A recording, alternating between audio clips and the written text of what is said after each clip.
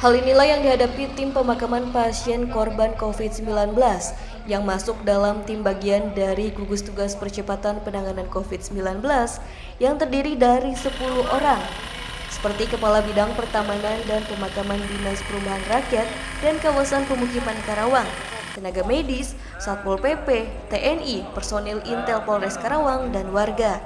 Dengan rasa khawatir serta demi kemanusiaan mereka tetap hadapi. Terlebih saat pertama kali menangani proses pemakaman pasien COVID-19, ketersediaan alat pelindung diri masih minim.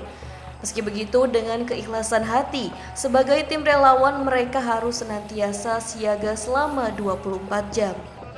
Mereka juga ikut merasakan sedih ketika pasien positif COVID-19 ditolak warga saat hendak dimakamkan. Karena hal itu pun proses pemakaman menjadi tertunda.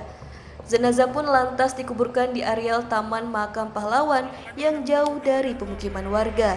Dengan kondisi wabah virus corona ini, mau nggak mau kita menyesuaikan sebagai kabit pemakamannya, membantu memakamkan jenazah yang terpapar COVID. Pada awalnya sih ya ada was-was juga ya, gitu. Tapi setelah terpikir kembali ya, menurutnya saya lebih takut sama Anda, mungkin di situ punya bibit, gitu kan. Kalau yang udah meninggal mah udah jelas ya. Pada saat dia dinyatakan meninggal juga mungkin dicucinya, mandinya juga pakai mandi disinfektan.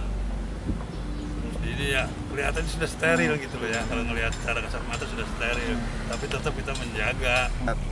Satgas medis sudah banyak, untuk pemakaman ya kita lebih pedulinya ke sana itu. Karena latar pendidikan dari medis kita nggak ada, kita berbuat demi kemanusiaan, ya akhirnya saya terjun dengan Pak Haji Novi. Takut nggak Pak pertama kali? Ya takut, was-was ada. Ya terutama yang di keluarga di rumah. Keluarga di rumah ya itu juga kadang-kadang ketika kita ini dari jauh udah langsung ini pas pulang dari rumah, tapi sekarang alhamdulillah udah tahu lah gitu ya. Sebagai orang yang langsung turun saat pemakaman jenazah pasien positif COVID-19, mereka menyatakan virus corona itu nyata. Dengan demikian mereka meminta masyarakat untuk mematuhi anjuran pemerintah seperti tidak berkerumun, menjaga jarak, dan menerapkan perilaku hidup sehat. Maimunah, Badar TV, Karawang.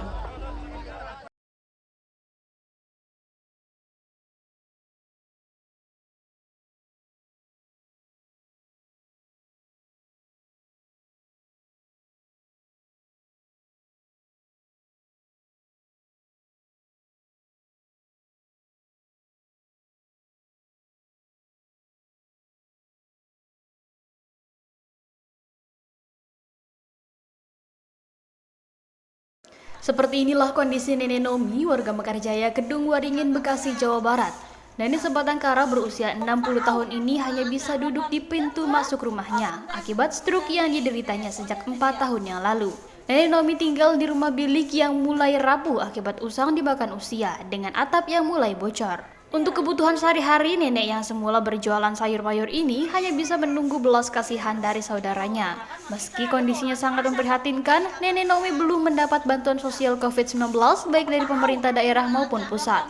Di usianya yang merenta, nenek sebatang kara ini memohon adanya kepedulian pemerintah ataupun para dermawan. Nenek udah dapat bantuan belum? Ya, belum sekali-kali aja nggak, Pak. Udah ada petugas yang kesini mendata? Enggak ada. Minta bantuan, saya nggak bisa jalan gitu. Nenek Nomi ternyata bukan satu-satunya lansia yang tidak tersentuh bantuan sosial COVID-19.